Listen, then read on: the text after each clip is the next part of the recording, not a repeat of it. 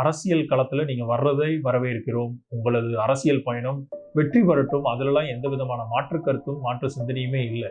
ஆனால் தமிழக மக்களுக்கு எந்த விதத்திலையும் பயனளிக்காமல், எந்த விதத்திலையும் உங்களால் ஒரு எதிர்ப்பு குரலை எங்கெங்க அடக்குமுறைகள் நடக்கிறதோ அங்க கூட உங்களால் எதிர்ப்புகளை தெரிவிக்க முடியலைங்கிறத தாண்டி உங்களுக்கு நடக்கக்கூடிய அடக்குமுறைகளை கூட வாய் மூடி மௌனமாக சென்று கொண்டு இருக்கக்கூடிய நீங்கள் ஒரே ஒரு விஷயத்திலேயாச்சும் அட்லீஸ்ட் நீங்கள் கரிசனமாக கண்ணியமாக நடந்து கொள்ள வேண்டும். உங்களை நாடி வருகிறவர்கள் உயிரிழக்கக்கூடிய அந்த நிகழ்வுகளுக்காச்சு உங்களால் மனம் வருந்த முடியலைன்னா கூட பரவாயில்ல. அட்லீஸ்ட் அந்த மக்களினுடைய அந்த புதல்வர்களுக்கோ அந்த குடும்பங்களுக்கோ நேரடியாக சென்று தான் நீங்கள் நான் இப்போ ஆறுதலே சொல்ல மாட்டேன், எல்லாரையும் பனையூருக்கு தான் கூப்பிடுவேன் அப்படிங்கிற அந்த ஃபார்மெட்ல இருந்து விலகி வாருங்கள்.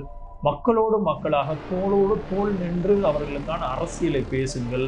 அதை விடுத்து வெறும் அந்த புகழ் வெளிச்சத்தில் இருக்கக்கூடிய இந்த போதையில் இருக்கக்கூடிய இந்த சிறு பிள்ளைகளை வைத்து அரசியல் செய்து அவர்களுடைய ஓட்டை நேரடியாக அறுவடை செய்து நேரடியாக சிஎம் சேருக்கு ஆசைப்படுவது என்பது ஒட்டுமொத்தமாக களவாணித்தனத்தினுடைய உச்சம்.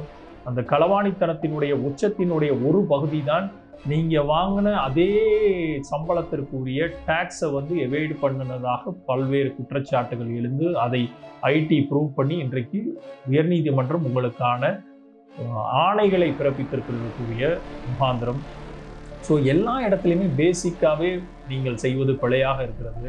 அப்போது அந்த பிழைகளை எல்லாத்தையும் சரி செய்து விட்டு அரசியல் களத்துக்குள்ள ஒரு நேர்மையான அரசியல்வாதியாக தொடர்வீர்கள் என்றால் ஒட்டுமொத்தமான தமிழக மக்களும் உங்களை இன்றைக்கு இல்லைன்னா கூட என்றைக்காச்சும் ஒரு நாள் அந்த அரியணையை ஏற்றிருக்கக்கூடிய வாய்ப்புகள் இருக்குது.